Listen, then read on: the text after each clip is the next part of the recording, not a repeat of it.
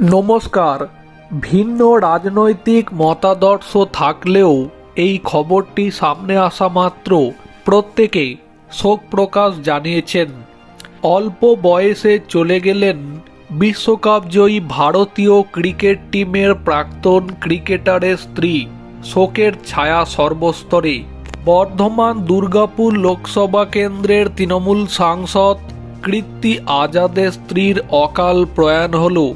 মাত্র 54 বছর বয়সে পৃথিবী ছেড়ে চলে গেলেন বিশ্বকাপ জয়ী ভারতীয় ক্রিকেট টিমে জয়ী দলের ক্রিকেটারের স্ত্রী। তৃণমূল নেতা কীর্তি আজাদের স্ত্রী পুনম ঝা আজাদ দীর্ঘদিন ধরে গুরুতর অসুস্থ ছিলেন। কীর্তি আজাদের স্ত্রীর মারা যাওয়ার খবর সামনে আসতেই পশ্চিমবঙ্গের মুখ্যমন্ত্রী মমতা বন্দ্যোপাধ্যায় এবং বিভিন্ন রাজনৈতিক জগতের ব্যক্তিত্বরা কীর্তি আজাদ এবং তার পরিবারকে সমবেদনা জানিয়েছেন এবং পুনম ঝা আজাদের মৃত আত্মার শান্তি কামনা করেছেন।